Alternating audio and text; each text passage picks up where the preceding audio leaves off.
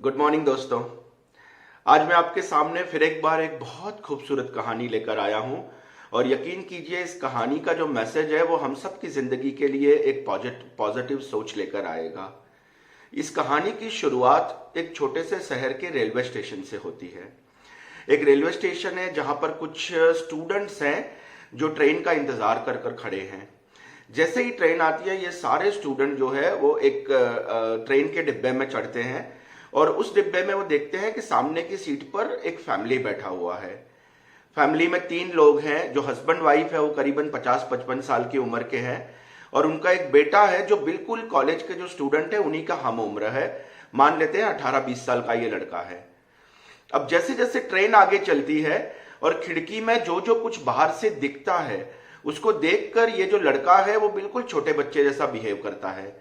जो फैमिली बैठी है उनका जो बेटा है जिसकी फिजिकल उम्र 18-20 साल है, वो जब भी खिड़की के बाहर देखता है, कोई पेड़ को देखता है या कोई मैदान को देखता है, नदी को, झरनों को, बादलों को देखता है, वो बिल्कुल छोटे बच्चे की तरह चिल्लाता है, हंसता है और ताली बजाता है। जो स्टूडेंट सामने बैठे हैं वो आपस में बात करते हैं और बोलते हैं एक दूसरे को कि यार लगता है ये तो कोई मिल गया का ऋतिक रोशन है। फिजिकली तो बहुत बड़ा हो गया लेकिन अंदर से उसकी जो अकल है वो बिल्कुल छोटे बच्चे जैसी है। स्टूडेंट में से एक कोई जो है वो सिंपथाइज होकर उस बच्चे के बाप को बोलता है कि अंकल आप अपने बेटे को कोई डॉक्टर को क्यों नहीं दिखाते। अब उसका बाप जो जवाब देता है वो जवाब जो है हम सबके लिए एक बहुत बड़ी सीख है।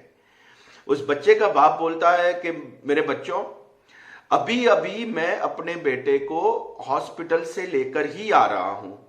दरअसल मेरा बेटा जो था वो बचपन से अंधा था, उसकी आंखें नहीं थी और कुछ दिन पहले उसका ऑपरेशन हुआ और आज सुबह ही उसकी आंख की पट्टी खोली गई और आज ही उसने देखा कि ये दुनिया कितनी खूबसूरत है।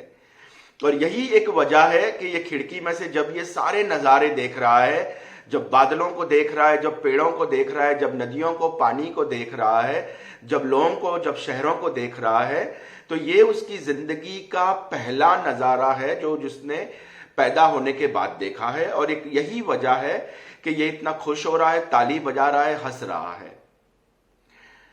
दोस्तों कहानी यहां पर खत्म हो रही है लेकिन हम सबके लिए एक बहुत बड़ी सीख लेकर ये कहानी जो है आई है। इस कहानी का सबसे पहला मॉरल क्या है? कभी भी आधे सच को जानकर अपना ओपिनियन मत बनाओ। हमारी जिंदगी में ये अक्सर होता है कि जब कोई हमारा दोस्त हमें आकर कोई कहानी सुनाता है, कोई स्टोरी कहता है या हम सोशल मीडिया पे कोई मैसेज पढ़ लेते हैं तो हमेशा हम उसी को सच मान लेते हैं। मेरी एक बात हमेशा याद रखना, हर कहानी का सेकंड साइड जरूर होता है। याद रखिए हर कहानी के 2 पहलू होते हैं और जब तक आप दोनों पहलुओं को ना जान लो प्लीज कोई फैसला मत लो, कोई ओपिनियन मत क्रिएट करो। जैसे मैंने कहा खास तौर पर ये जो मैसेज है वो व्हाट्सएप के फॉरवर्ड मैसेज के लिए भी लागू होता है। हम सुबह जैसे ही अपना व्हाट्सएप खोलते हैं कई ग्रुपों में कई फॉरवर्ड मैसेजेस आ जाते हैं और हम बगैर उसकी सच्चाई जाने हम उसको आगे फॉरवर्ड करते हैं।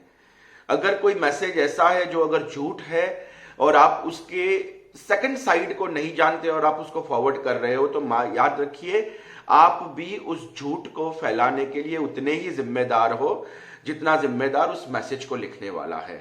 और ऐसा करने से आप जिसको भी, ईश्वर को, अल्लाह को, भगवान को मानते हैं वो तो नाराज होता ही होता है लेकिन आप खुद भी जो है वो अपने आप को अपनी नजरों में जो है वो कम हो रहे हो एक गलत चीजों का फैलावा करके। अगर सच्चाई जाने बगैर आपने ये काम किया तो यकीनन ये आपकी बहुत बड़ी गलती है। अगर इसी बात को मैं कम्युनिकेशन स्किल को कोट करके अगर मैं कहूं तो कम्युनिकेशन स्किल जब हम सिखाते हैं तो एक बहुत इंपॉर्टेंट पॉइंट है जो सबके लिए जरूरी है जानना, वो ये है कि जब भी आप किसी को सुनो, जब भी कोई आपसे कोई बात बोल रहा है तो उसको जवाब देने के लिए मत सुनो, है ना। एक बिल्कुल नॉर्मल प्रोसेस है, सुनिए, समझिए और फिर जवाब दीजिए।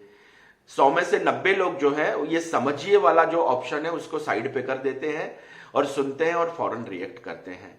की कहानी है वो आपको पसंद आई होगी, उसका जो मैसेज है वो आपको समझ में आया होगा। मैं शुरुआत में चाहता था कि उसको कम्युनिकेशन स्किल की तरफ ना ले जाऊं लेकिन शायद ये जो मैसेज है, दोनों मैसेज हमारे लिए जरूरी है कि जब भी हम कोई बात सुनते हैं तो उसकी दोनों पहलू को जाने, और साथ साथ में ये मैसेज भी देना चाहूँगा कि जब भी आप किसी को सुनो तो पूरी तरह से सुनो, समझने के लिए सुनो, ना सिर्फ उसके वर्ड्स को लेकिन उसके अल्फाज, उसकी बॉडी लैंग्वेज, उसके एक्सप्रेशन, हर चीज़ को समझने की कोशिश करो और उसके बाद ही अपना ओपिनियन क्रिएट करो।